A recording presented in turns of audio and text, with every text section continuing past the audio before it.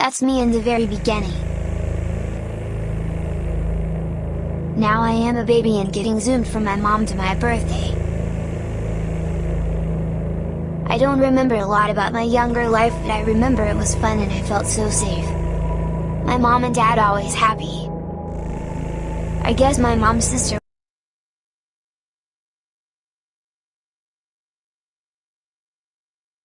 was mad that my dad was so great, so she called the police and said he hit my mom. We were all reading and they came. I heard my dad yelling, "There's no way!" My mom was crying loud. Some lady took us away. The court said my parents abused and neglected us. They only loved us.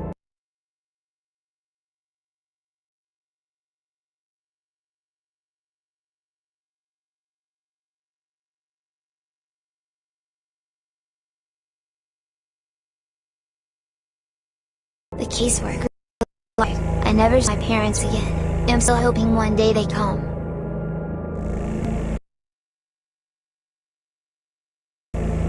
I'm a victim of CPS and so are my parents. We need to find justice in all of this madness for all of us that are being abused. It's not fair. Every kid I know has a mom and dad.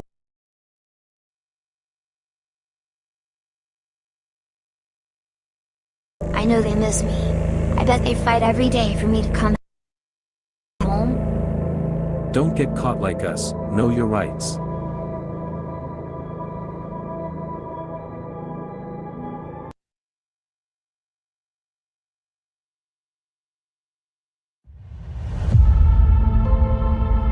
Psalm 127:3. Children are a heritage from the Lord, offspring a reward from Him. This suggests children are a precious gift from God to be valued and cared for.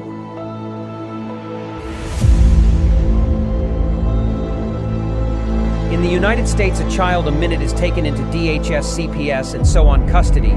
The reality is their pics are already selected, you just don't know it. Being perfect no longer matters. It's what the adopted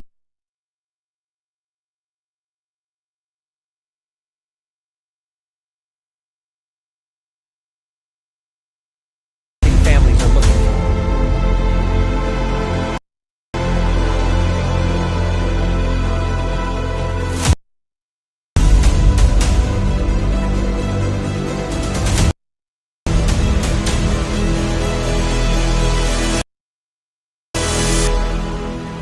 Who is it stealing the children, you ask? From caseworker to the White House, the buck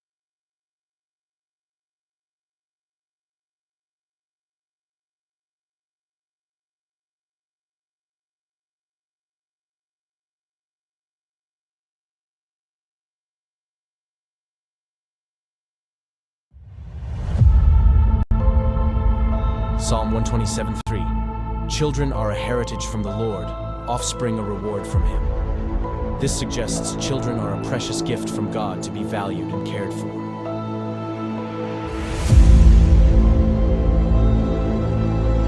In the United States, a child a minute is taken into DHS, CPS, and so on custody. The reality is their pics are already selected, you just don't know it. Being perfect no longer matters. It's what the adopting families are looking for.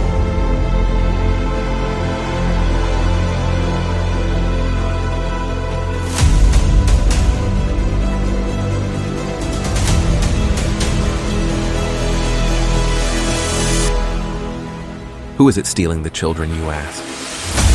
From caseworker to the White House, the buck stops at all levels, just not where it is supposed to be. The services your family needs. We, the people, have paid for to ensure your reunification. Title 4 says, reunify at all costs. United, we stand means nothing to us when it comes to family values.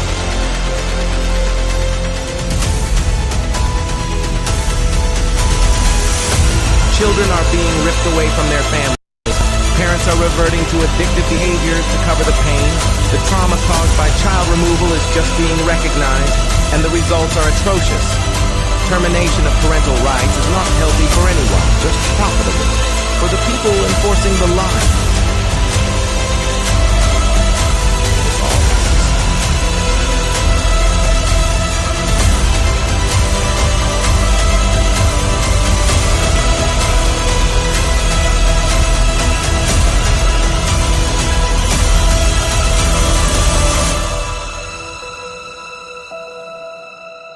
It's time Washington listens to the cries of our children, the wails of their mothers, and the rage growing in the fathers. These are our children. Keep your damn hands off them. We are coming to act on the behalf of the children God gave us to protect, and you kidnapped.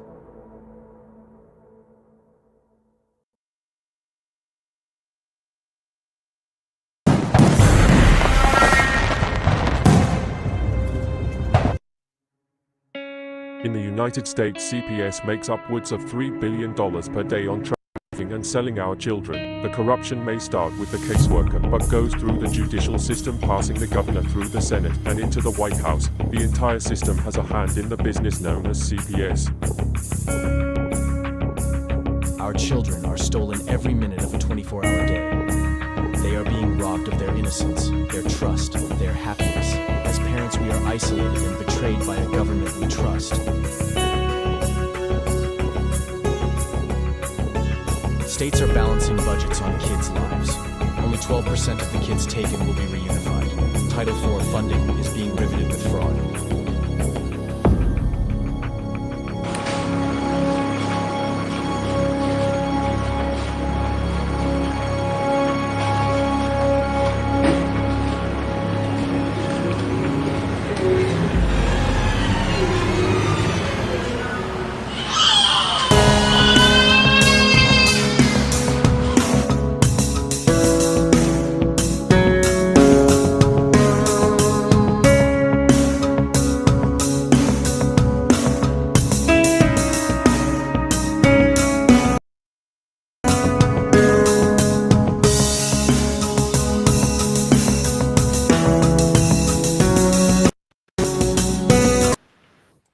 All right, everybody, welcome to Friday Night CPS Hunting Justice. I am your host, CPS Punisher. Before we get going on this, please, guys, if you're watching this and you haven't subscribed before, please do that. Also, we have a chat that's going. If you guys have questions to anybody that's on here, we are a live show. So if you have questions that you would like us to answer, I mean, we can't promise that we'll get to every one of them, but we'd love to. Please put your state that you're in and let us know what your question is. We'll try to get to those. Share, subscribe, like, any of those things that go along with that stuff, please do, because it helps us get passage out to other people, helps spread the word. We need to educate the people of the United States and the world of what's going on with CPS and how they are removing and kidnapping our children. You know, we talk about all the time what happens when you steal the kids and what to do and what not to do, and how to fight these people in court and all of these other things that go along with your actions, when you're involved in a CPS investigation. What we don't talk about is the activism side. What do you do to have a rally, per se, or even more importantly, what is it that it takes to get a bill in front of Congress or in front of, legislation? How do you go about doing that? Is there a system that, you should follow? All of these questions. How do you even get into that? So tonight we're going to talk a little bit about that, or maybe a lot about that, depending on how this flows goes. So I'm going to bring out the number one fighter for C movement right here. It is Miss Connie Reguli. Here she is. Connie, how we doing tonight? Good. It's regularly. Say it 5 times out loud. Reguli. I get it every time. One of these days I'll get it, Connie. I'm going to phonetically write it right here in my notebook so that I get it proper this time. Like regular. I always tell people like regulate. Right. So that's, I would be REGU-LEE, and then I'll get it every time. Yeah, LE. Yes. Yeah, I put an E at the end of it. Yeah. That'll be my phonetic writing for this. And it really doesn't bother me so much, except people who really hate me, like mispronounce it on purpose. Yes. And so, I just always grin when they do that because I know what they're up to. Yeah, But yeah, my last name is of the same, and my last name is Guay, and I used to hate getting awards in school because you knew when they were being facetious towards you. They would be like, "And it's Mr. Gay," like you just know when people are going to go ahead and, So I understand that, and I do apologize, and I'm phonetically writing it right here. But Connie, oh no, you're Connie, let's talk. How do you get into this stuff? What's the way that we get into becoming a part of this movement? Not just being a part of it, but let's talk about like the more writing a bill side. Like if you want to do something to actually make yeah. a purpose, how do you go about this stuff? Well, I'm going to say that, a lot of people who find us have seen a lot of things that I put up. They know either through Facebook.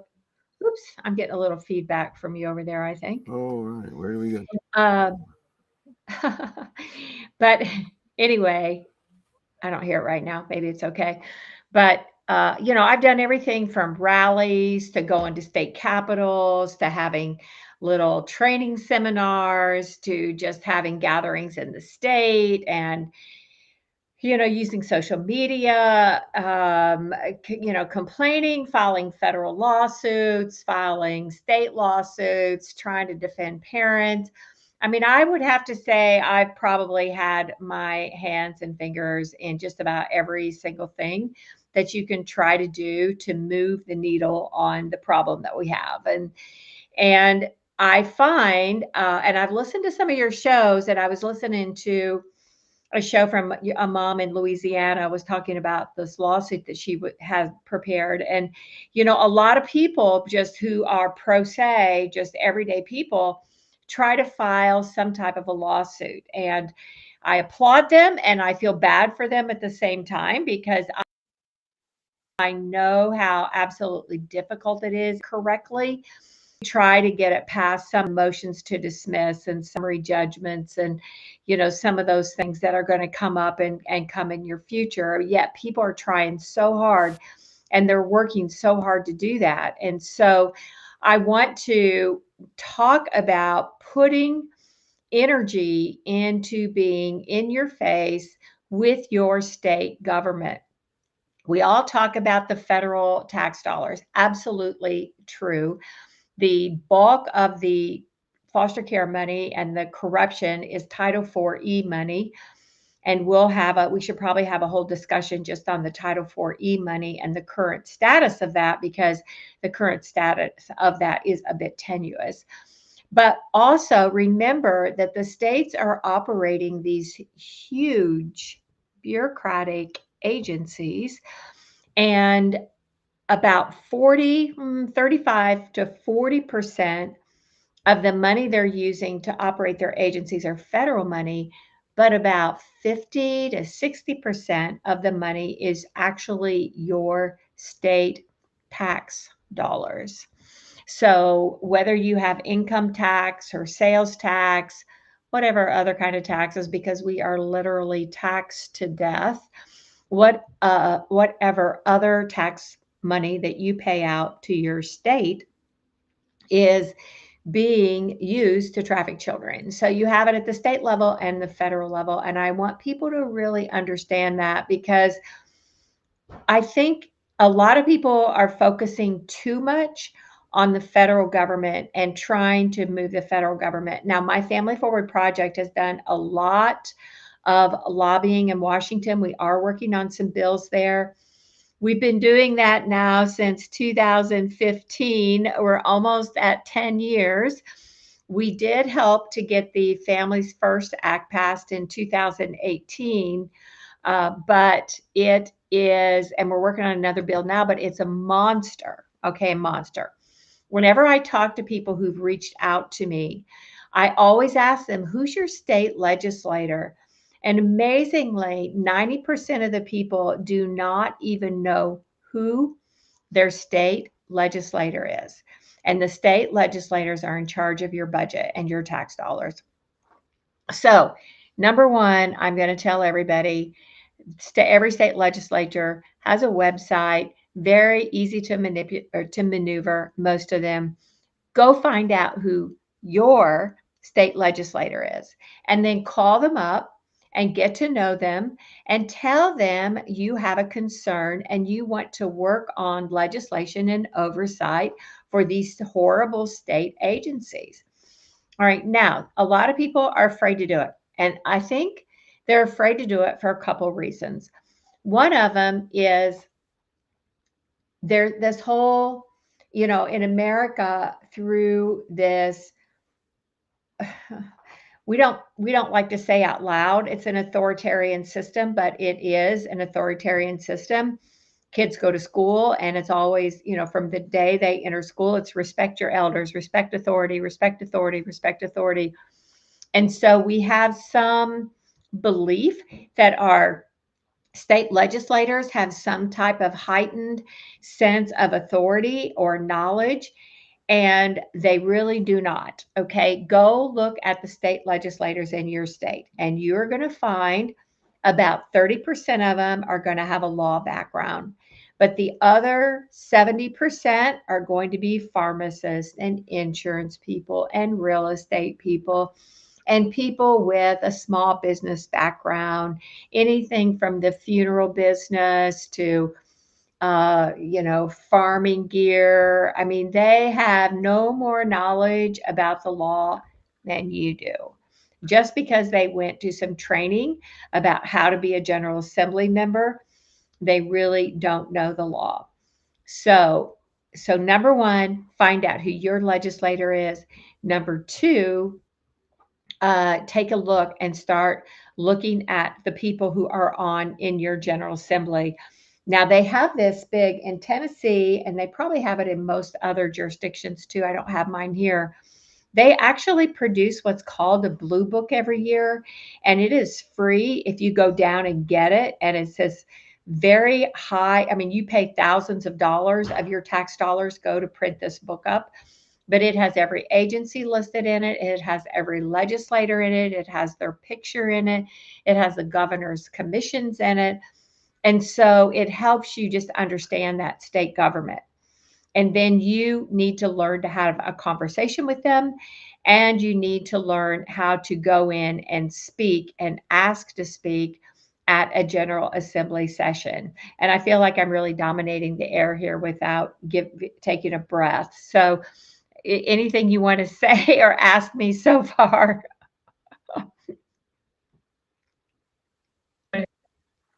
I see you with us here. We got Melissa and Herbert and Charles. No, I'm all about listening, learning. I mean, I get my mouth heard plenty. This is important information here. And as far as I'm concerned, talk away, please, because we need to this so that we can get this message out to people, and they learn. This is all a learning thing. This movement is all about learning. For everybody. Yeah. And people need to realize when to close their mouth and listen, opposed to give their opinions and so on. I mean, I know everybody's got a story in this fight. Everybody does.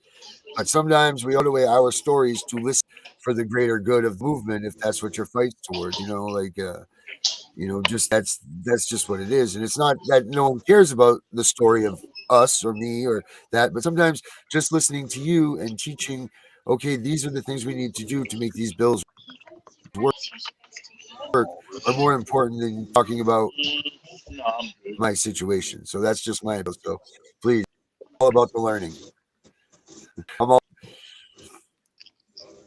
Okay, good. I think somebody may have a lot of background music. Just, I know they don't realize it sometimes, but Let's go through this one out I'm real not quick sure. here.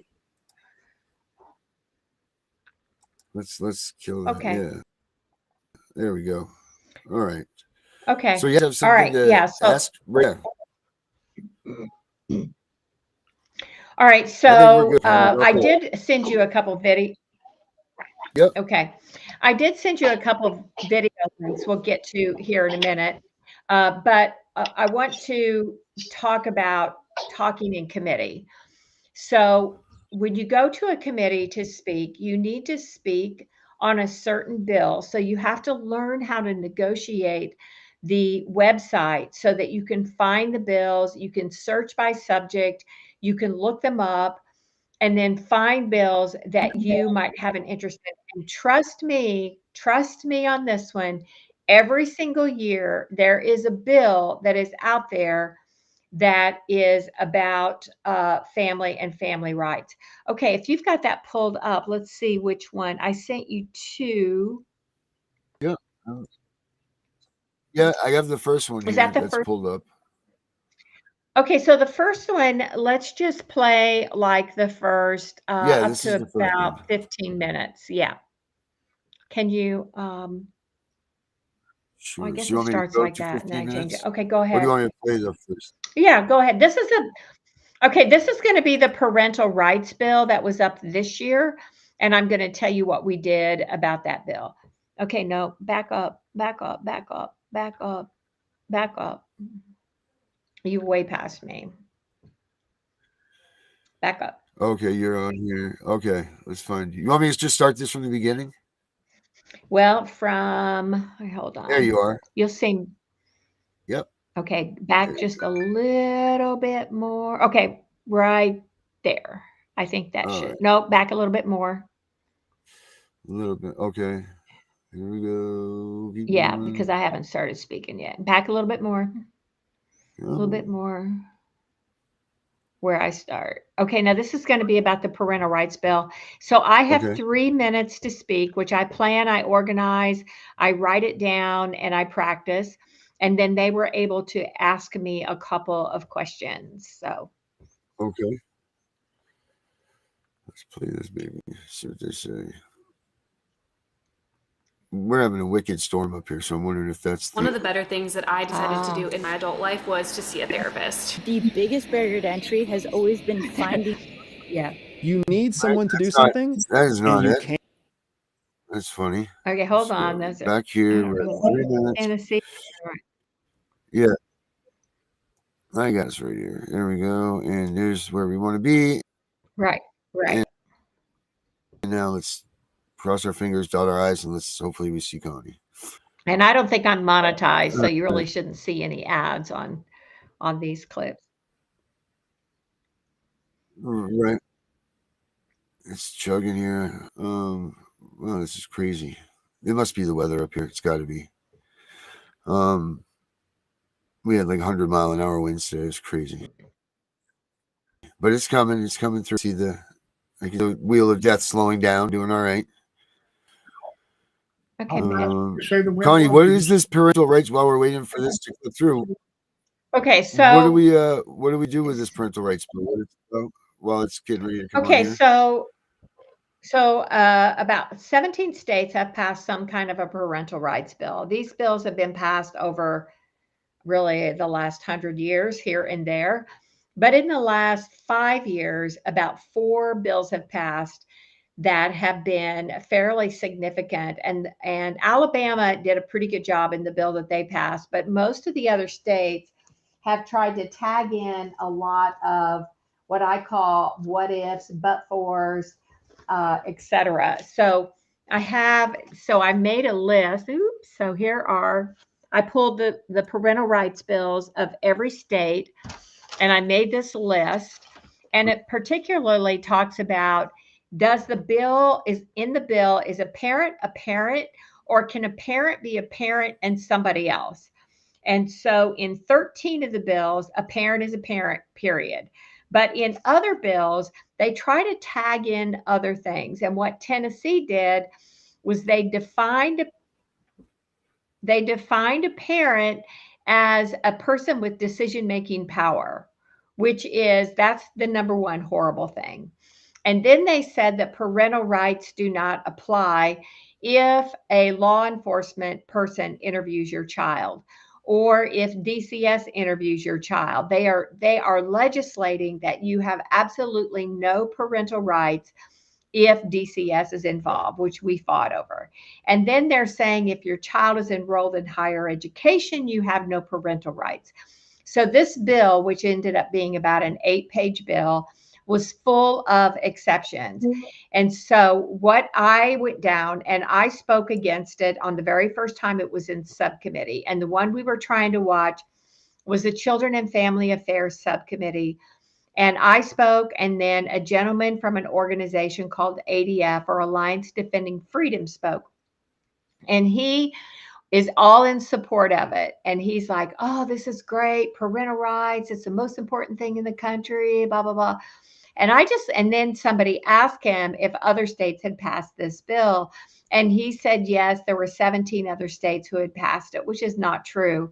And that's when I went back and did my research and pulled all the parental rights bills and made a chart to show what the different states were doing. And I sent that out to several legislators. And I'm telling you,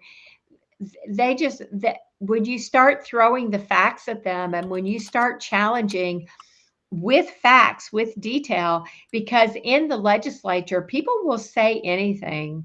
I mean, it's jaw-dropping when you just listen to how they try to sell their bill, because that's how they think they're going to stay in power and keep their seat if they pass legislation. So, okay, so anyway, so I spoke the first time and it was in subcommittee. And so what happened is at the end of that first subcommittee hearing, the sponsor of the bill, Jeremy Faison, rolled it a couple weeks and put it back on the very same subcommittee. And so the next time I went to the subcommittee, I took 3 children to talk about parental rights. And I helped them get their speech together. I told them to rehearse it, to time themselves. I kept their speeches under 3 minutes, like about 2.5 minutes. But all 3 of these kids, 2 of them came from Clarksville, which is about an hour away.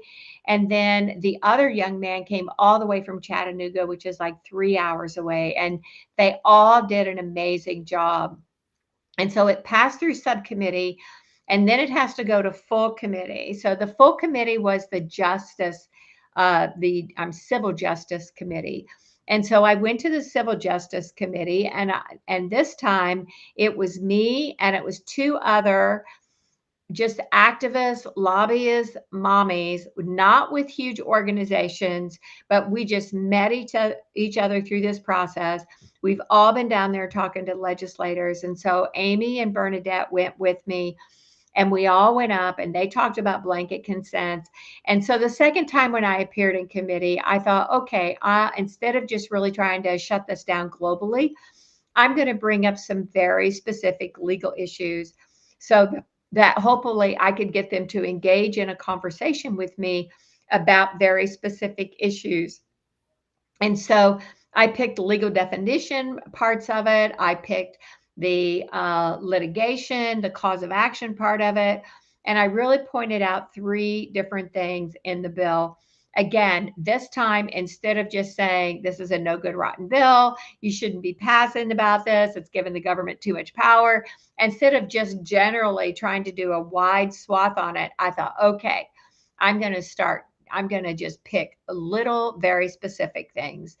And so I did. And I really hoped they would ask me a question about it. And because I asked such legally specific questions, they didn't ask me anything because they didn't know what to ask. They didn't know how to remedy those things because they were not well versed enough in the law. So it passed through that committee. So you have the House side and the Senate side, and it had flown through the Senate. I mean, I could really get into sort of the nuances as to how the state legislators vote party lines, which can be bad. And so you have to really work it. And so the House has 99 members. The Senate only has 27, I think. So you have at least more people talking about it on the House side. So this week, it was supposed to be on the House floor, which means if it would have passed on the House floor, the governor would have signed it and it would have become law. And so me and a few other, again, just individual, grassroots, hardworking activists and advocates, we started working it and we did podcasts. We started writing up very detailed summaries and critiques on the bill.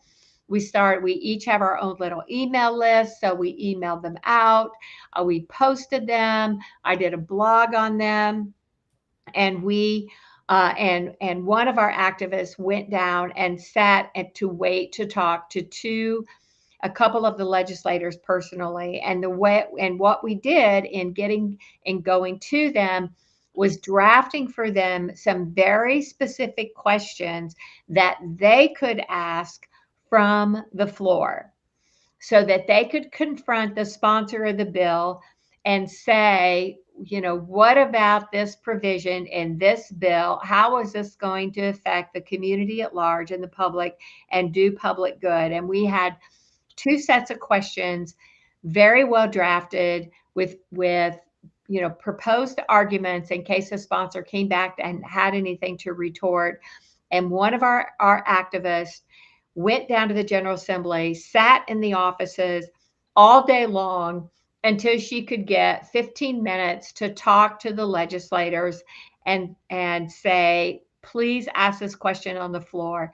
Because even if it's going to pass, we want to create a legislative history on this bill, so that when it goes into the record, if it fails miserably in a year or two, somebody can go back and pull up the legislative history and see that there were comments made on the floor to try to oppose the bill. So what happened was Thursday, I watched it live because I had another conflict I had to take care of. And when they call, and there's several things going on, and things are moving really fast because it's almost the end of session. And when they called the bill, Jeremy Faison got up and he said, hold it on the clerk's desk. Now, when they say hold it on the clerk's desk, that means they're taking it off the calendar for voting and they're moving it to the clerk's office to be held. Now, what we don't know, though, the problem is, because it's all a big trickery, okay?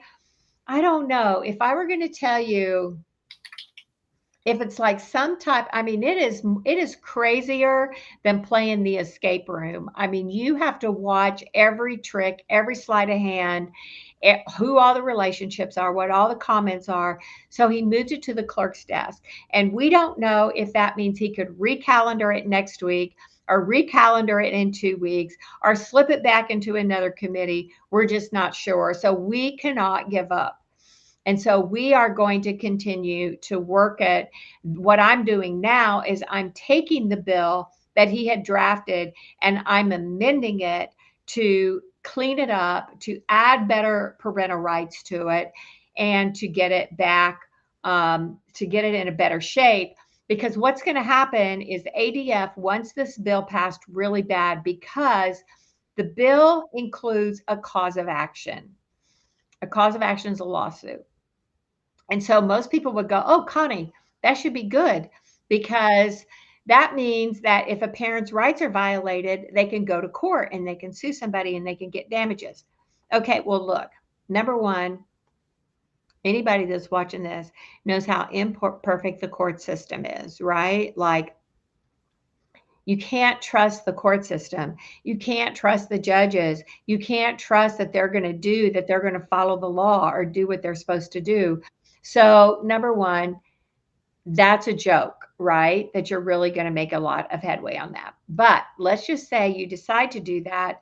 Number two, you're going to have to fork out a bunch of money to get an attorney to take one of these cases. Even though these cases provide for attorney's fees, if you win, no attorney is going to take it up front unless you hand them a check for $5,000, $10,000, $15,000 for their time, because there's no guarantee of winning. There's no history of prevailing in this type of litigation. And so they're going to be very reluctant. And I don't know. If somebody violates your parental rights, let's say, I always give the example, let's say you're little Johnny, some teacher calls him Julie at school and lets him use the pronoun she. Are you now going to go sue that teacher? And what are your damages? There's no history of what kind of damages that somebody can expect for that. And so you're going to fork out a whole bunch of attorney's fees. There's not going to be damages. Attorneys are not going to take them. People are going to be moaning and groaning and complaining because they're going to get attorney fee bill for 40 grand. So then it's like, well, why would they do this? So let's go back to ADF, Alliance Defending Freedom. So ADF, Alliance Defending Freedom, there are two separate organizations. Alliance Defending Freedom is one organization which took in $95 million last year. ADF Foundation is a second organization that took in about $2.5 million. They're both out of Scottsdale, Arizona, Maricopa County. Crazy stuff going on in Arizona in so many ways. I can't even get, that is such a bunny trail. I can't even go there. The head of ADF is Michael Farris. So Michael Farris is known to all the homeschool people because Michael Farris started the HSLDA, which is the Homeschool Legal Defense Association. And so he did a really good job actually getting that off the ground, getting it started. He also then had parentalrights.org. Parentalrights.org did a pretty good job in the 90s of bringing a lot of class action lawsuits against CPS organizations and making a ton of money in attorney's fees. That's what they did. They are, they're an aggressive law firm and almost predatory, actually. And so ADF is also the law firm that did the what's best known, I think, is the wedding cake case out of Colorado, where they refused to make a wedding cake for a gay couple and they got sued and there was big litigation as to whether or not it was constitutional. And so ADF took on that case and they got a whole bunch of notoriety. They got a whole bunch of donations. They got a whole bunch of support because they took on this case that everybody felt really bad for the business owner. So now ADF wants to pursue litigation for parental rights. They think it is a golden goose, a goose egg for them, a golden goose egg for them. They think they're going to make thousands of dollars on litigation and attorney's fees for these parental rights violations lawsuits. Okay, so what does that mean to you? Well, that means who's going to pay. So if this is a teacher or a DCS worker or a social worker at school, so who do you think is going to end up paying those fees? You, the taxpayer, right? So this is now going to affect the tax base. It's going to affect the money that we have for education. And we don't even know who's going to pay. Is it going to be this substitute teacher who called Julie Johnny, who's making, $12 an hour? Are they going to get sued? Are they going to be the target? Or is the school and the school board, are they going to be responsible? There are so many loose ends on this that you cannot define. And then there's a whole section also for medical. And then you're going to be suing medical providers because a therapist allowed your child to, claim that they're a different gender. So it's just creating more chaos. Like, this is not the way to resolve this. This is not the way to solve our problems. But ADF thinks that they have 4,500 attorneys that they associate with across the country. They think that they're going to make big bucks in attorney's fees. Now, let me also tell you this about Michael Farris. Michael Farris, and this is all public knowledge, you can pull up their 990s. Michael Farris makes $1.2 million a year. $1.2 million a year. Wow. Yeah, wow. And so this is just more, I call this just more predatory dollars on the heads of our kids, when the reason that families are in these positions anyway is because of they don't have the right services. They don't have the right resources. They need to have, resources and funding and services for kids to make their family life better, instead of turning our government agency into our whole government into a predatory device that is cashing in on kids. So this was a cash in on kids scheme. So we had 3 bills in the Tennessee legislature this year that I call the Tennessee trifecta Kids for Cash scheme. And so this was one of them, the parental rights bill, because this was going to be all about filing lawsuits in the state of Tennessee against psychologists and school social workers and therapists and teachers to try to catch them if they violated your parental rights because they gave your child a book in school that had unacceptable sexual content in it. Now, I absolutely agree the school should not be giving the children books with sexual content in it, especially if elementary school. But turning it into just more litigation is not the answer. So that was one. So the second Kids for Cash scheme, you're going to love this one. I may have to pull this out if I can find it. Ah, here it is. This is great. Okay, so here is the second Kids for Cash scheme they have. They put out a bill. Oh, let me tell you how they did it. So learning how to be a state lobbyist. Yeah, we really need to get down to the nitty gritty on this and some training videos. When you are looking at bills, so on most legislative websites, you can search bills by subject and you can find bills on CS, family law, etc. But they have this trick that they pull, and it's called a caption bill. And so what they do is they submit 2 lines. And this one said, or one of them said, that the schools shall keep a record of children's allergies or something like that. It was like 2 sentences. And then they get in committee and they come in with this like multi-page long bill that you've never seen before. And they try to get it passed. The second one, I just happened to catch it because I was sat in a committee one day when I just had a little extra time. And they call it the Opportunity Public Charter School. Opportunity being the keyword. Now, as we now know, because we've caught on to some of the government schemes,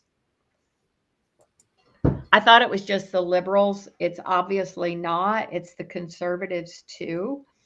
But they're stealing all the words and giving them new meanings, right? So a word like opportunity, you think like, what is this? Like they're going to teach them how to run businesses and like, be entrepreneurs. No. An opportunity boarding school is where they are going to place at-risk children. Okay, now here are the list of at-risk children.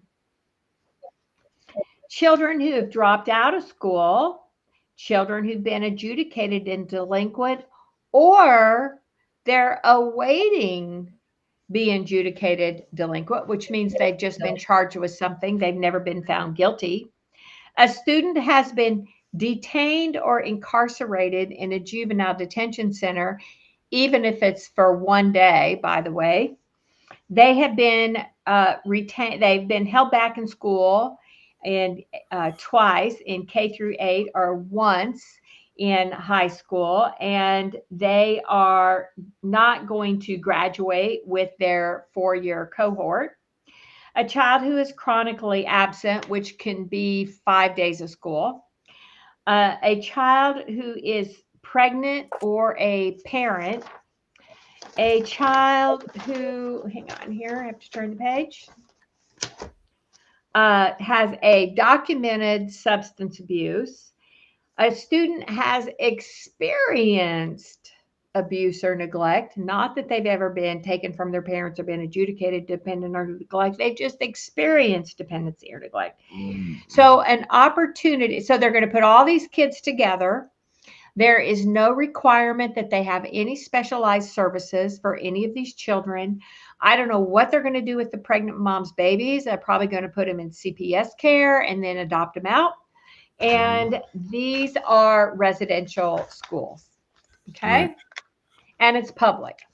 So they're going to use our public dollars to create residential boarding schools for what they call at-risk children. And 75% of their enrollment has to be at-risk children, but they can have 25% that are not. So I went in and I spoke on this bill. And on this bill, I said that I says, I can just imagine that DCS is looking forward to this so that they can stick all those teenagers in foster care in there because they don't know what to do with them. And then they amended the bill and like, well, DCS can't use it for foster care unless their child is, blah, blah, blah, blah, blah. So this is another bill. So this bill has actually passed through committee. But when they write a bill, they also have to talk about the money that is involved in making the bill work. And so this would be an incredible amount of money. And in what's called a fiscal note, in the fiscal note, they said that they had no idea how much it would cost. So they did this other little trick, which is what they call putting it behind the budget. So what that means is they're going to have the Tennessee budget in committee next week on Tuesday, and that will be and they'll be talking about these bills. There's no way that they can even anticipate what this is going to cost because they have no I was just looking at some of your comments there because they have no idea. I mean, and charter schools are owned by private businesses, even though they're public schools, which means the public has to have access to them. They are actually managed and operated by private entities or nonprofit entities separate from the government. So that was the second Kids for Cash of the Tennessee trifecta. The third bill in the Tennessee trifecta was school vouchers. And I am not the education expert. I have a very close cohort who is the education expert, and I let her fight that battle and just give me direction and tell me what to do because she knows it inside out. And she knows that I know the CPS issues and angles inside out. So the deal is learning something very well. And most of the people that are watching or been involved or that you interview, they are beginning to understand the problem and the system. So what we have to take them to is the next level is getting them to take, while their legislature is in session, finding a day off every week to go down there, even if it's half a day, to talk to their legislators, to go down there, to carry signs, to sit in committees, to call them on the phone, to email them so that we can affect change. That's the only way we're going to do it. It's going to have to come down to the citizens making the change, not the machine itself. Right. Am I wearing you guys out? No. I see Brenda commenting on Brenda Cameron commenting on some things that I've actually been talking about with several people.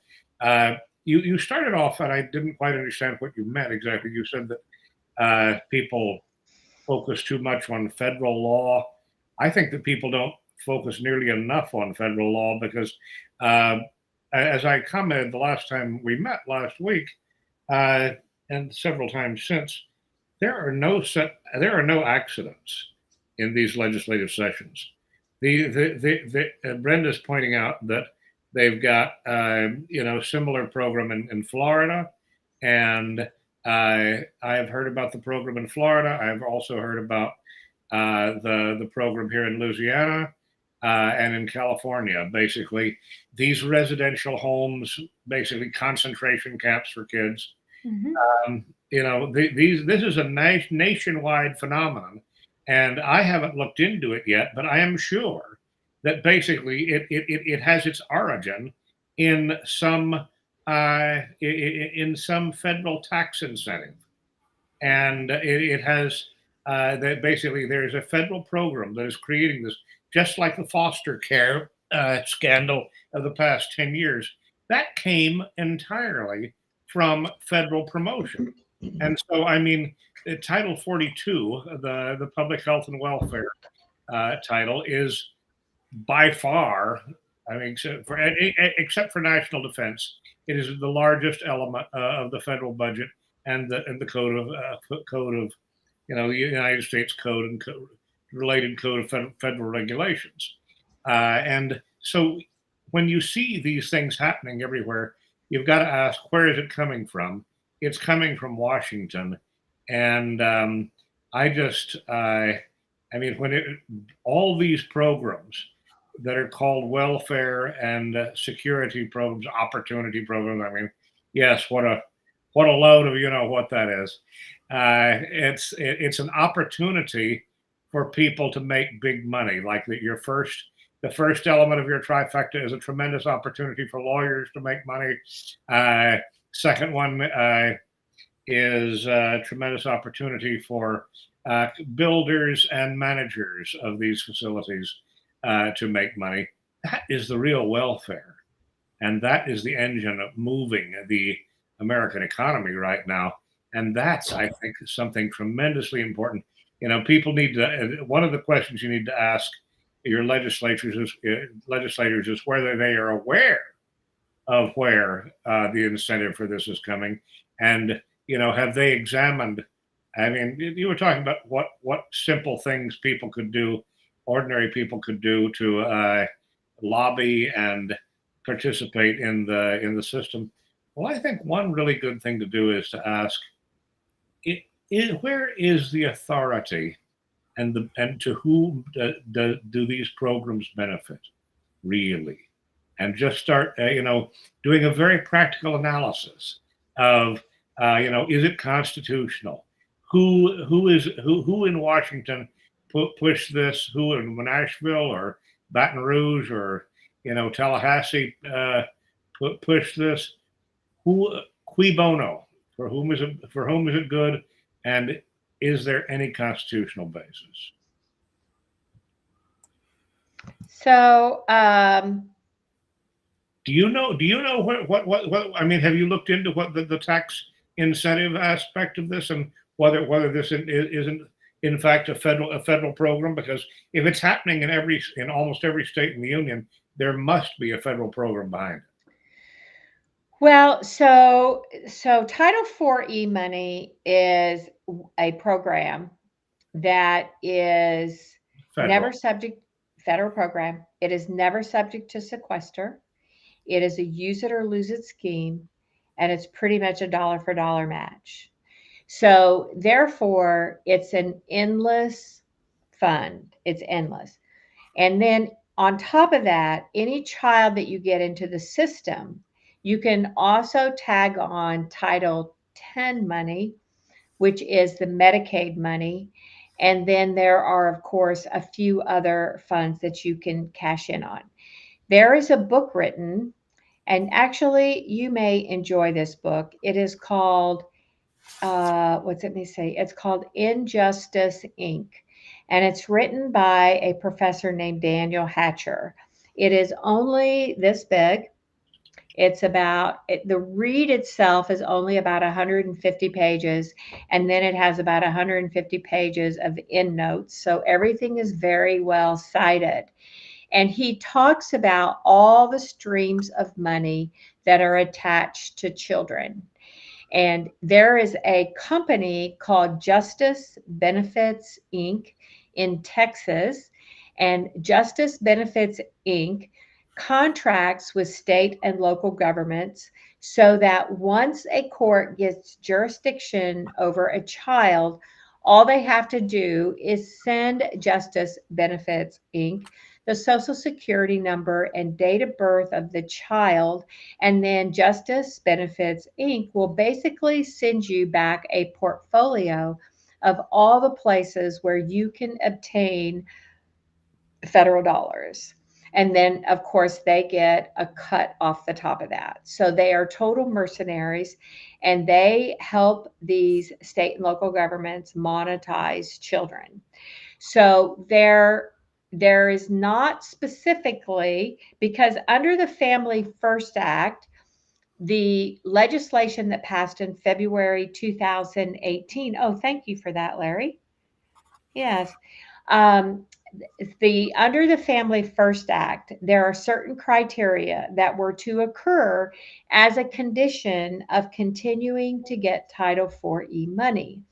One of them was the closure of group homes.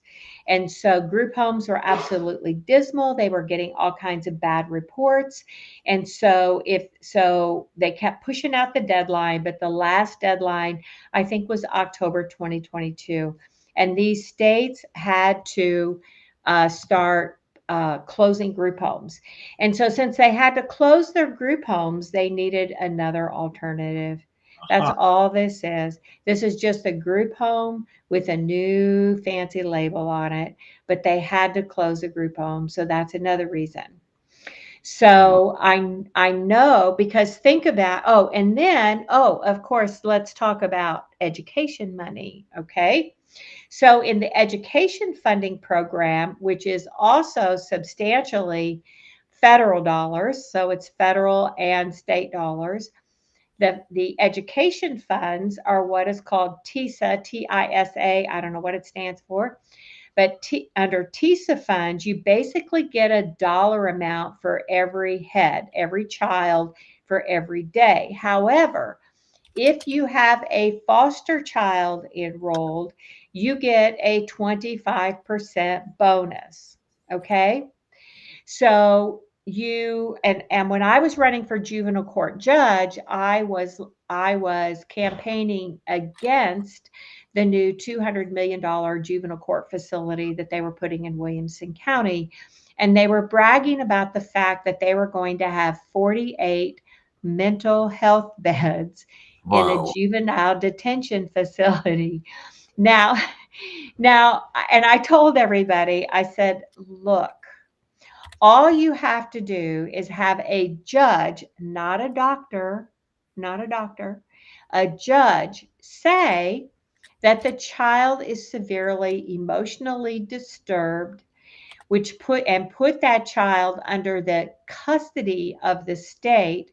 And as a severely emotionally disturbed child, they rank at one of the highest levels of care for state's custody, which every time you increase the level of care, you increase the money.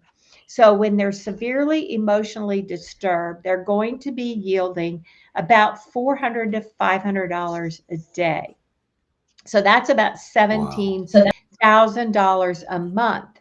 And then if there's any way they can enroll them in school, of course, they would get that additional TISA funds.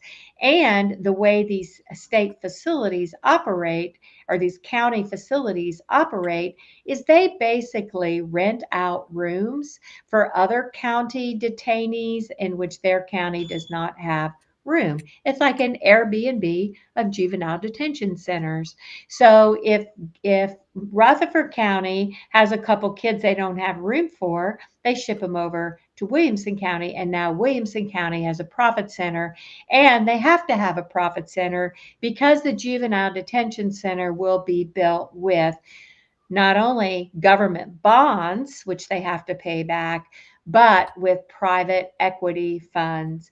And if you've studied or you know anything about private equity funds, private equity companies anticipate and plan on a 25% return on their investment. So you have to have a very profitable and lucrative juvenile jail to be able to keep that cattle rolling. TISA is apparently Tennessee Investment in Student Achievement. Does that sound right? That could be it. Yep. Mm-hmm. Tennessee, the TISA public funding formula upgrades the way Tennessee funds public education for the first time in over 30 years to empower each student to read. Okay. Yeah. So the theme behind that was if we attach the money to the child instead of the school, that we will have better results. That was their sales pitch on that. There's a lot of people who think it's not good.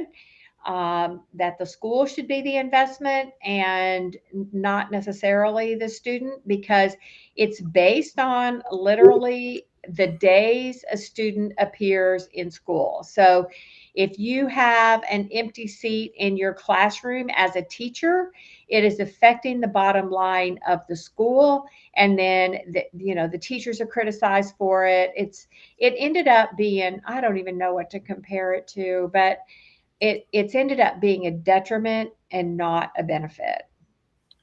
Isn't that interesting? Because before we went live, somebody, I think it was Mr. Punisher here, was talking about the monetary system and the straw man theory that some patriots subscribe to.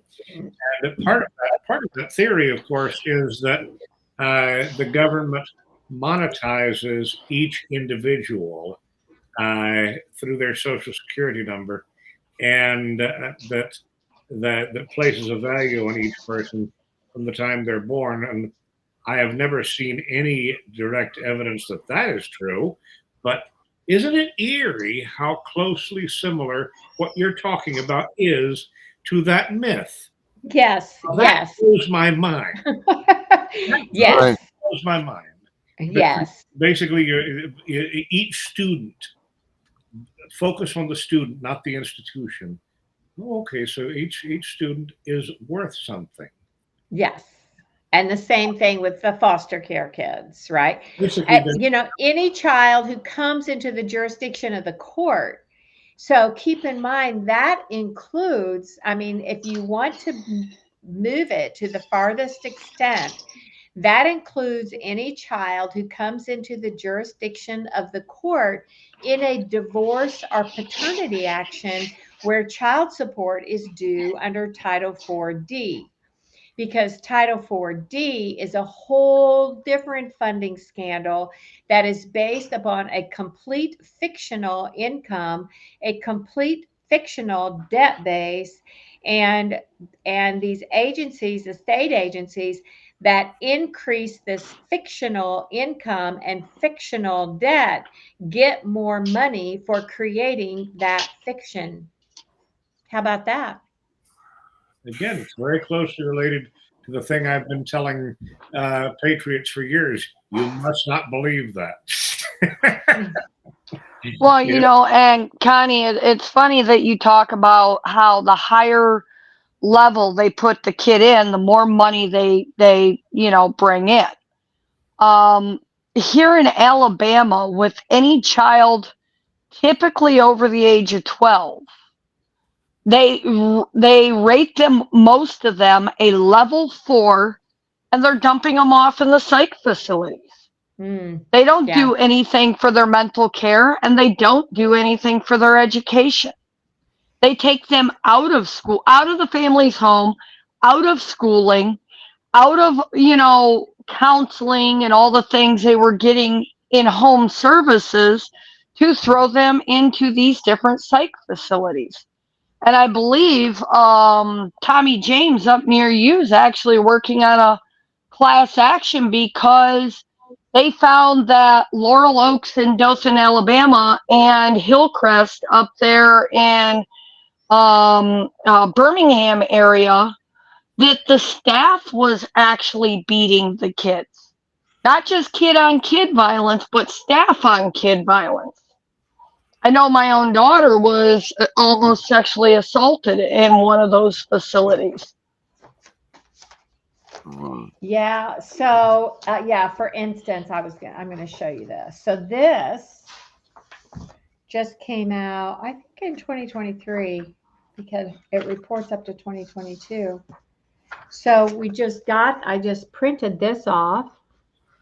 You can read that. Designed to fail.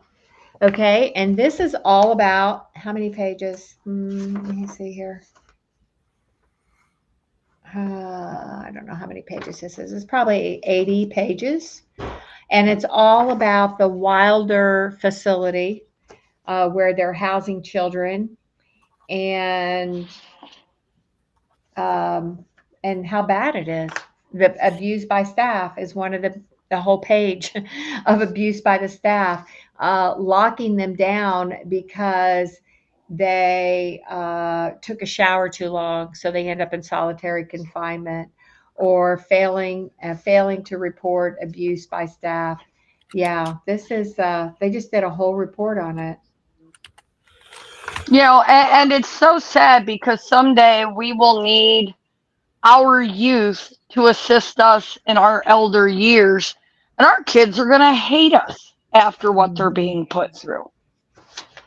Yeah, and also I have developed a friendship with she's actually a foster mom, and but before becoming a foster mom, she got a criminal justice degree and was serving as a youth services officer in a facility in Nashville. And she only worked there 4 months, and it was so bad. And she tried to report the abuse so many times, and they would not listen to her. And they finally fired her, and she filed a retaliatory discharge claim. And I think she settled for him. I have no idea how much or anything, but she was so frustrated with what she saw. Yeah. Yeah. National Action Network just started working with one of the youth facilities up in your area. Well, you remember that And Netflix? There's that Netflix series, The Program, where those kids did that. Yeah. That was really good too. I mean, and that was a voluntary program that their parents spent thousands and thousands of dollars. Yeah, and I actually, through my law practice, had a case that a dad did that to a daughter, and they put her in, I don't know, she did something, and he sent her to juvenile detention one Friday afternoon, and they literally picked her up from the juvenile detention center at 3 a.m. and shipped her off to Montana, and her mom didn't even know where she was. Oh, wow. And the judge the judge had to be in on it because the judge had to let her out of the juvenile detention center in the middle of the night. So, Now, who's the overseer of these programs? I mean, they're created, right? Like in this stuff you're talking about, they're created, but who's watching this stuff? they're privately run. Hmm For a lot of money. If you watch the program, you saw about Right. some of the money. And if you notice, if you recall in the last segment of that, where the girl made the phone call to act like she wanted to place her child in a facility, they asked the child if she was adopted and if she was getting adoption assistance money so that they could use that for the program. Wow. I do recall. That's just nuts that there are these things that are going on, but there's no oversight. You're talking about tons and tons of money that are going into something, and you're telling me that no one's paying attention to it. I mean, other than going back to the reports at the legislature or whatever, right, saying that everything's going well or whatnot. There's no one actually watching these. There's no independent counsel that's Mm-mm. overseeing them. There's no. So, I mean, there's a problem in itself. It's almost like the CPS is the same way. Who is watching these people? Nobody. I mean, you have an oversight well, committee, some of but that is supposed to be like your group of ombudsmen and stuff that are supposed to be there to advocate for the kids and the family, Yeah. but heck, they've just been ruled to be as evil as CPS. Yeah, so this report just came out of Senator John Ossoff's office. Senator John Ossoff had some hearings last October in Congress, and he had a couple judges come up from Georgia, and then he had some other families who had to deal with foster care. He had a couple attorneys, and they then collected a lot of data, and they pulled the U.S. or the NCMEC report about the missing foster children. And there are several findings in here, but one of the findings in particular was that the parts of the program that were supposed to provide be an independent overseer, such as the citizen review panels, were actually being controlled by the agency, so that there was really no outside source or independent source who was able to review what was happening, which is a problem. Well, I guess, I mean, that's the place that someone could start pushing some legislation right there, right? Like some people could start demanding that there's overseers or there's there's, Yeah. So room yeah. for So there. elevation. Okay. So that takes me to a couple of things. One of them we're working on, and the other one I have an idea for, and I was going to try to get somebody to present it this year, but I think I may be able to do this next year. So the first one is what's called the Family Advocacy Program. And one of the clips I was going to show you was back in 2021. I did get a state legislator to propose a bill for family advocacy, and she got shut down because that committee, the chair of that committee, has a ill feeling towards me, I guess is the nicest way to say it. And part of it is because DCS goes up there and badmouths me and talks about what a horrible person I am and I'm a criminal and how I, don't follow DCS orders. And I mean, so she gets all grumpy with me, all grumpy face with me. But we tried to do the family advocate bill and they shut it down and they wouldn't do it. And so I also drafted a bill for what I call the Safe at Home Commission. And I'm going to, I drafted it a couple different times. And I have used Chat GPT to help me on some of the language, which is very interesting because they've helped me. It's helped me draft a couple bills. But I think it may be timely to try to present that, which would be made up, would require being made up of peer parents and psychologists or social workers who are independent of the system or work in another agency, because other state agency, because like in Tennessee, we have an agency called the Department of Developmental Disabilities. No, the Department of Mental Health, Developmental Disabilities and Substance Abuse, I think is what it's called. And it's clearly a helping agency. It's an agency that's there to help people. And they even went before the governor and told the governor that there were times when they would be able to help a family with a child, an older child who was disabled, but DCS was taking these children and putting them in foster care, which cut them off from providing services. So if we could engage some people, for instance, in that agency, perhaps some people in special education, and then some peer parents, that maybe we can create this Safe at Home Commission independent of the agency to see if we can, get kids back at home faster. Hey, that being said, ideally, this is kind of away from this subject, but not really.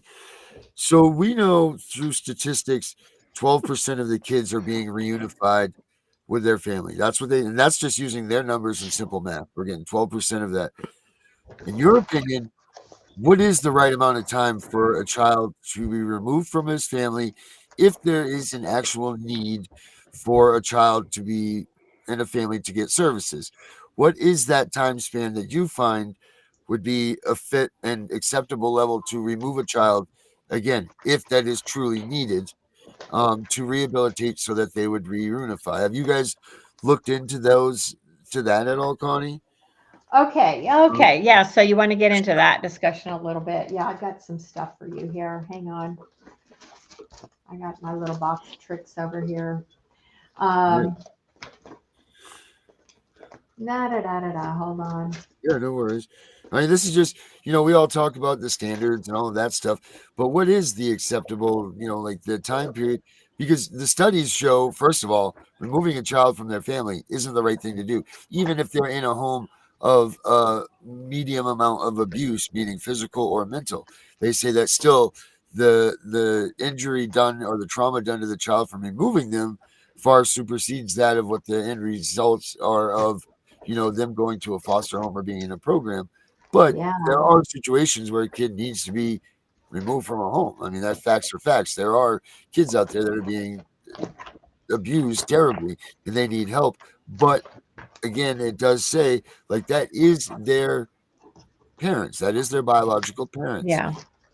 So what is the what is that? You know, like that, I'm just curious. I didn't even know if there was an actual number where people that even looked into this or talked about it or focused on it. I would assume that they must, because everybody's talking about taking the system down. Well, there's got to be, there's got to be another side to this story, because we can't just destroy something or take it down and break it apart and then not put something in to implement it either. Okay, so I'll tell you a few things. I don't have all my things really organized here, but I'll show you this. Let me see if I can get it to the point. Okay, so you see those three lines, the Yes, pink, the blue, and the yellow. Okay, so the pink line is foster care. Okay. And the foster care goes up. Okay. The blue line is adoption. Okay. Now the adoption goes up, but not as exponentially, right? You see that? It's just gradual. Yeah. The yellow line says waiver. Okay. Now you'll see the waiver drops like a rock. Okay. So what the waiver was that the Title 4E waivers, which started in 2014, it began in October 2014 and ended in September 2019. So the Title 4E waivers were basically the precursor to the Family First Act. Under Title 4E, you cannot provide services for a family unless you take the child. And so what the waiver did back in 2014, who was president then? Somebody help me out with that. Was that under Obama? That was Obama. Obama. Yeah. Okay. So I don't know if he had anything to do with it or not. But anyway, in 2014, they introduced the Title 4E waivers, which said that you can use Title 4E money for services without removing a child. It was a temporarily time set program. It was not to continue forever. And they did implement it in Tennessee. And with that waiver, they were able to reduce some, but you'll see if you look where those lines cross, they didn't really reduce it a lot, because you would think that when we were up here over on this side with really high waiver money, that these two lines, and actually this one is really low, the foster care is really low, the adoption's a little higher, but we had it up till 2019 and it's still growing. So I mean, it helped some, but it didn't help as much as you would think. Right. All right. So the other thing that I started investigating was, we know, here's the budget. Here's another thing, looking at your state dollars. And this helps if you put this together and you go talk to your General Assembly about it. I did a chart on the annual budget for DCS over a 10-year period. Yeah. So you can see when you come in at 2013 at 732 million, and in 2020 it's 993 million, and every year basically it increased at about 30 million a year. A couple years it was 50 million. But when we got the new commissioner in, the very first thing she did was come in and ask for 100 million more. This year she asked for 150 million more. Wow. So wow. Yeah. So then you look at, here's another stat for you. This is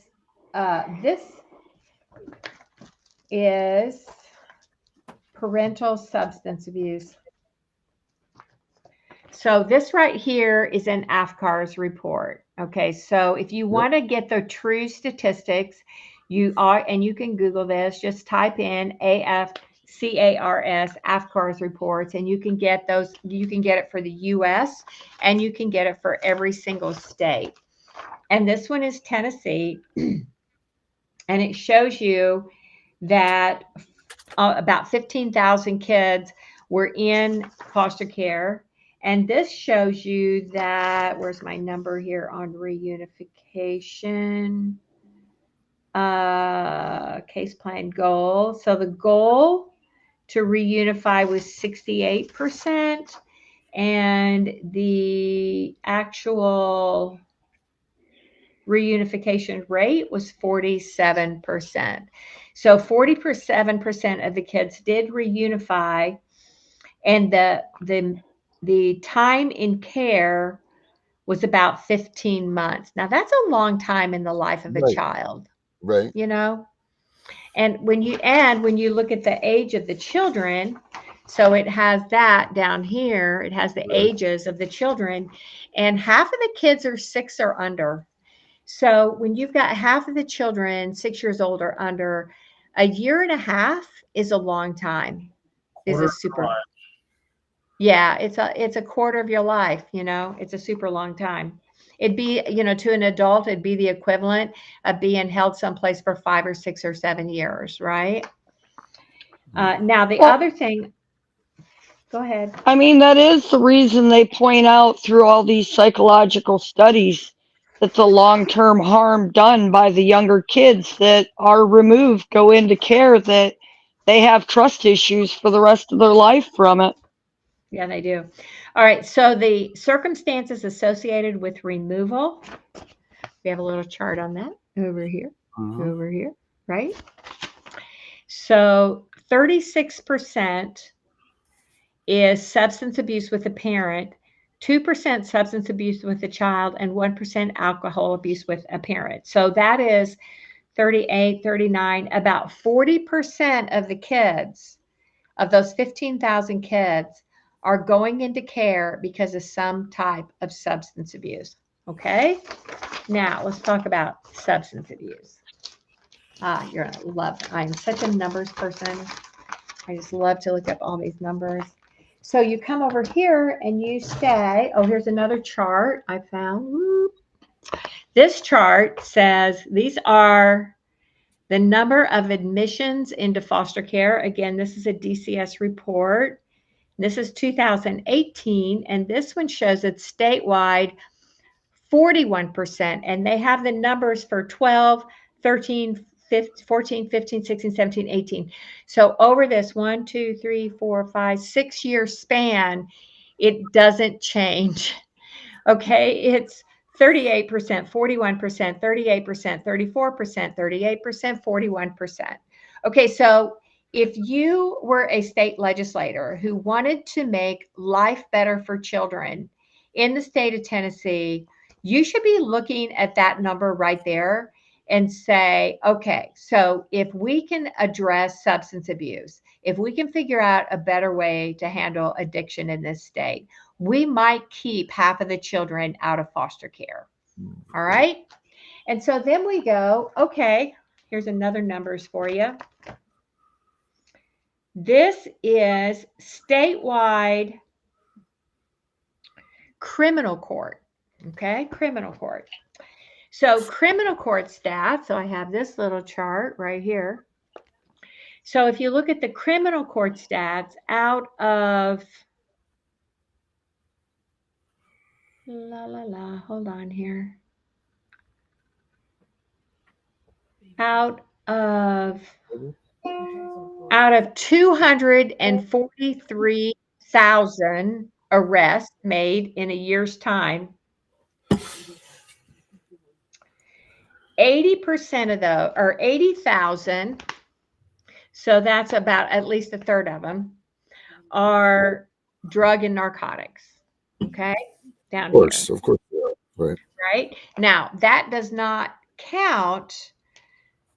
What you can't tell on here is, for instance, out of the theft arrest, right? So we have 50, 60, 70, 80, 90, 130,000 thefts. So what we can't tell from here is how many of those thefts are drug related. I used to be a prosecutor. I'd say 75, 80% of them, right, are somehow related to substance abuse or drug addiction or of your thefts. And then you have burglary, 22,000. Yeah, that's probably related to drug use, somebody trying to steal something to get more drugs. And then you have assaults, right? So assaults, I used to be a prosecutor. I'd say that most domestic assaults have some type of substance abuse or alcohol abuse associated with it. and that is another 100,000. So I would venture to say collectively 70% of our criminal court work is substance abuse related. So we have 40% of the children taken because of substance abuse. We have, I don't know, but let's just be very conservative. 60%, 65% of our criminal activity is substance use. All right, what do I have on this side? Hang on. I have filings and dispositions on this side. On this side, I have another chart. So on this side, I have burglary and drugs and probation violations. Those three things are 60, 70, 80, are 80,000 of the cases filed out of 150,000. So half of them. So if we want a better world, and, you know, for us deep state believers that the CIA is the biggest drug dealer in the country, we would look at drug use and substance abuse, right? That if we could figure out a way to get to the people who have drug addiction and get them treatment, get them services, find out what they need, jobs, help them get jobs. If we could address substance abuse,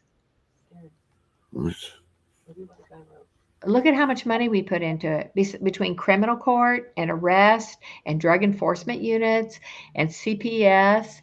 And I mean, look at how much money gets tangled up.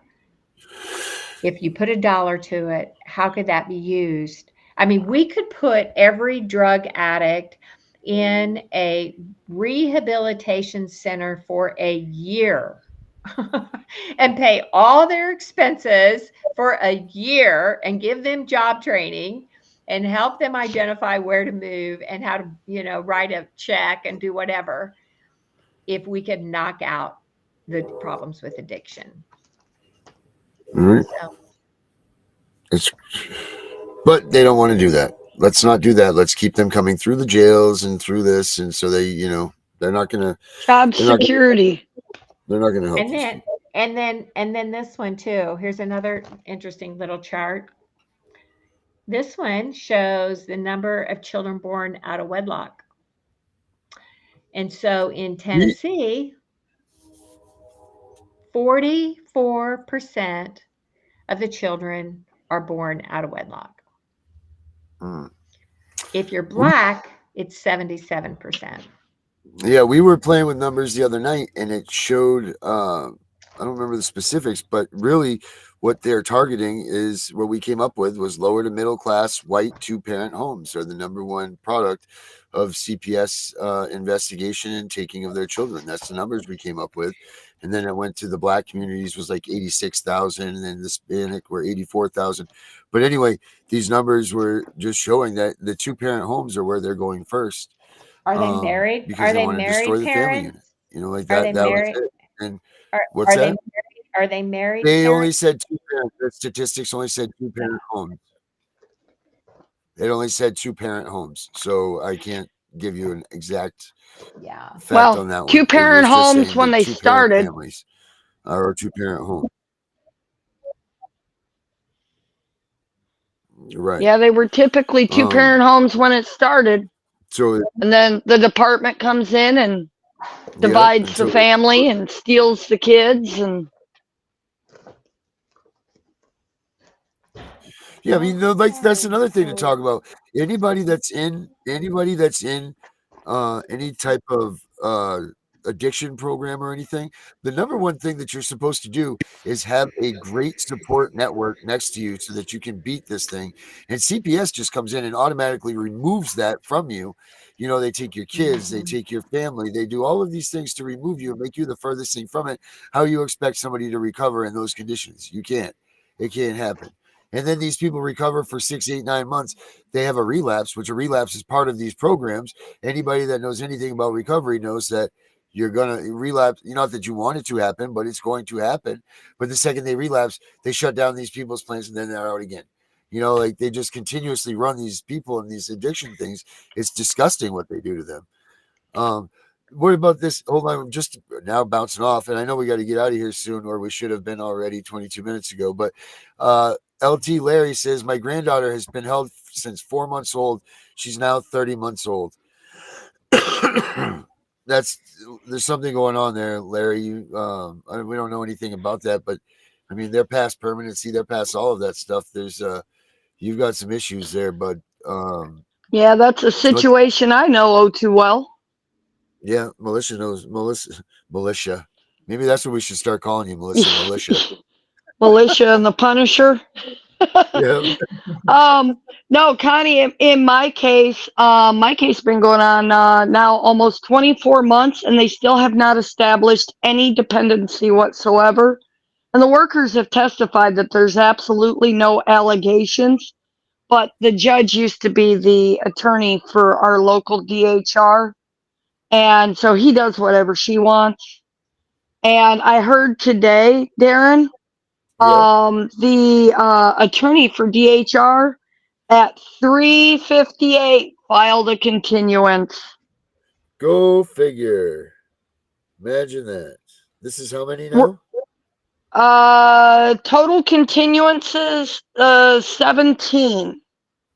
Yeah, all by the opposing side. So yeah, in my case, the only thing they've ever had is just the shelter order, which is so far expired that they can't even look to figure out where to dig it up. Yeah. All right, guys, we are way past our time here. Connie, you got any last words for anybody? No, again, I'm just going to say y'all got to learn how to work the state legislature and like find a law, find something to either amend a law, improve a law, get to know them, talk to them, encourage other people in your state to call them and talk to them about the problems, because I mean, we have really worked it in Tennessee to get them to address or to look at those problems.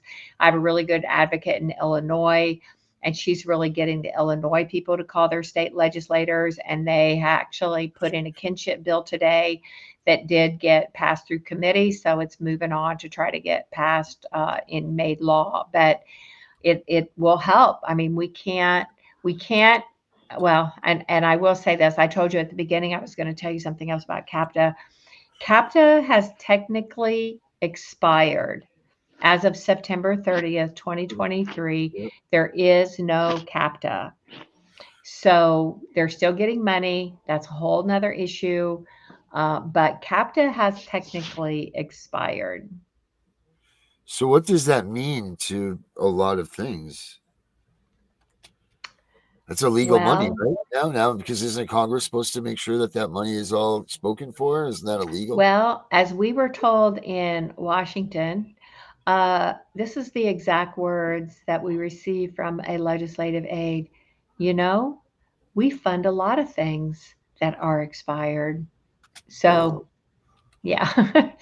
But technically and legally, the money is no longer authorized. I don't know what to do with that information. I would like to figure out a way to use that information, but that's just what people need to know. Nice. That's all I have to say. And I'm tired too. I'm sleepy. Charles, you got any last words for this week? Well, it's just, I know I sound like a broken record, but I think it's so important to keep the big picture in mind.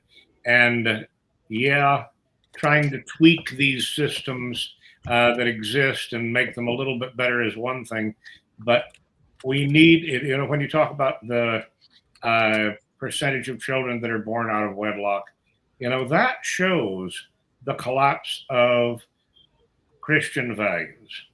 It shows the collapse of traditional society. The bedrock of traditional society is the family, and if there are no families that are united by faith, then the society as we know it is going to collapse, and that's what they want. I mean, a little bit earlier, Brenda was answering. Somebody asked who's behind it all, and Brenda answered in the comments, DOJ. Well, DOJ may be behind some of it, but it's even more likely to be HHS, because HHS is the overarching agency that coordinates all these welfare programs. And it's welfare and the abdication of the family in favor of the state as the custodian of our children that's killing us more than. And you know, there was a documentary released on March the 4th, and it's on YouTube. It's a PBS documentary, but it's a history of eugenics, and it's a very well written documentary that tells, I think, pretty much the truth, and it's all about destroying the mother. So it's the destruction of motherhood. So yeah, take a look at that. If you haven't seen it, take a look at the program, get educated, get prepared to help me start working these at the state level. How about you, Melissa? Hey, Connie, I got a question for you, because I mean, he was just mentioning HHS. What are they doing at more of a state level to find all of these kids that have went missing through our system? I mean, we know that what's her name, Tara Rodas, you know, speaks out for all the immigrant kids that have vanished in the system. But I know of several families here in Alabama that they don't even know what's happened to their kids. The state says they don't know where they're at. And these children have just vanished. I know a couple years ago, they transferred some fosters from here in Alabama down to Florida, and some of them were killed in a trafficking ring. Well, I mean, I don't know what every state's doing. So, you know, I know we passed a couple trafficking laws here, but yeah, everybody needs to look into their own state and see what's going on. Hey, Melissa, that looks like a good place for you to start in Alabama. Yeah, there you go. Putting some legislation together to find these kids. Herbert. Oh, trust me, I make waves every time I can. Yeah, for a little lady, you sure do push some water. Herbert, how about you, my man? You seem to be muted. Oh, Herbert. Hold on, Herbert. Go ahead, buddy. I have Connie, was very good presentation you gave us, but I have a question in regards to police officers, law enforcement. What should we do or not do so we don't facilitate and fall into the trap of causing issues? Yeah, so I'll take basically we are just the guards to keep the peace. But what would you recommend we should or should not do? You mean that the police officer should or should not do? Yes, I'm a police officer.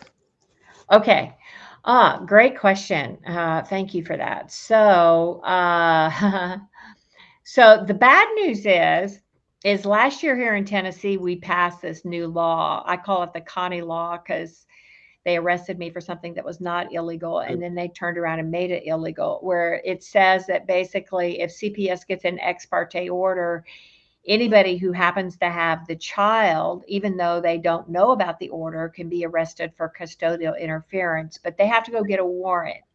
So as a police officer, and you know, I read a lot of civil rights cases about probable cause and arrest and detention and detaining.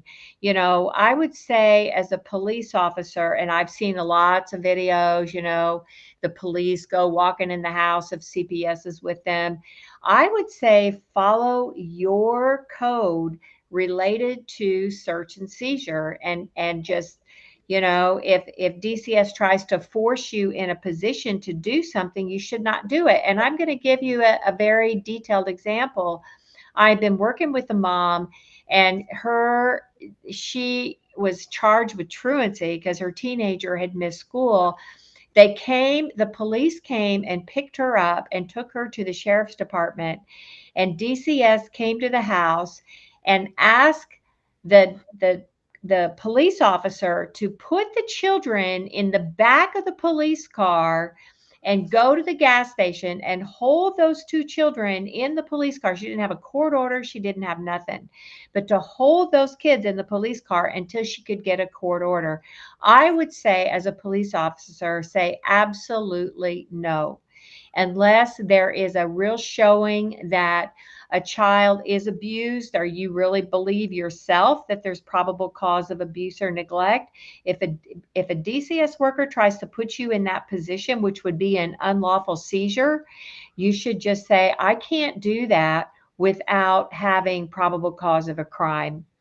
So, it's really understanding your limits. Way back in 2007, I had a case where these DCS workers went out to this family's house in the evening, and they took two cops with them, two sheriff deputies.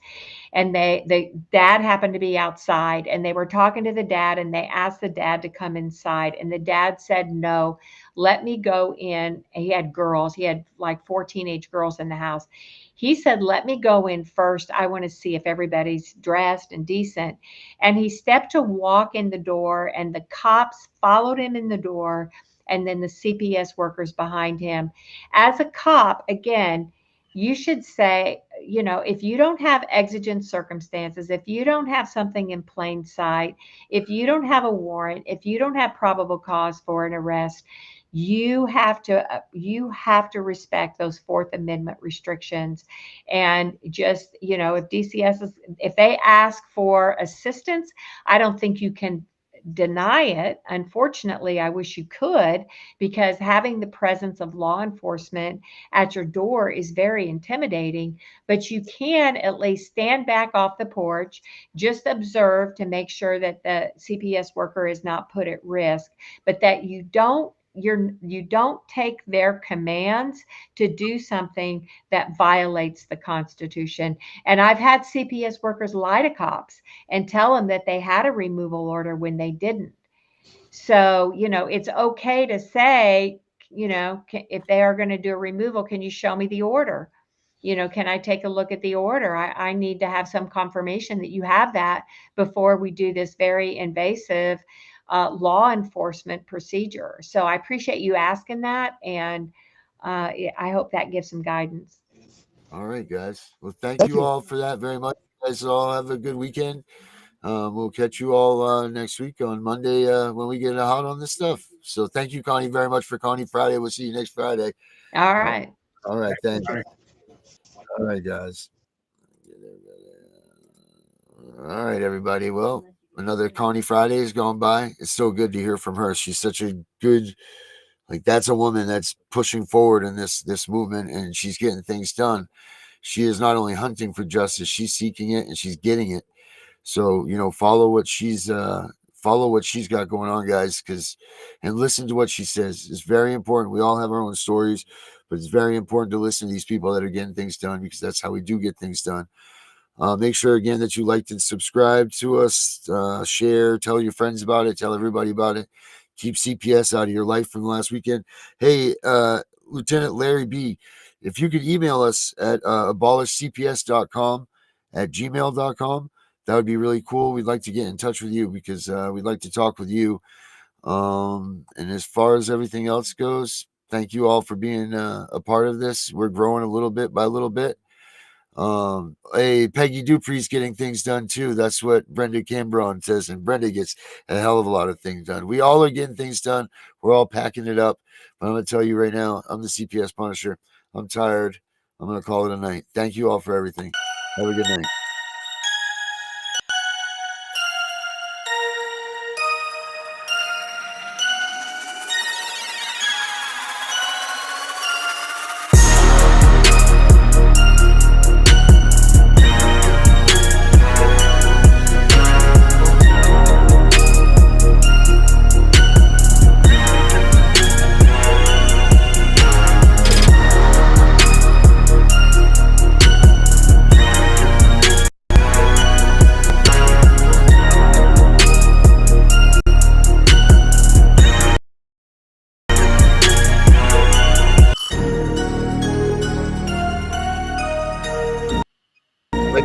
subscribe, y'all know. Big try to play on these videos, and believe what you will. I swear to God, they're throwing us with every other YouTube thing I try to play, except for Connie's videos. Like and subscribe. CPS out of your lives. Good going.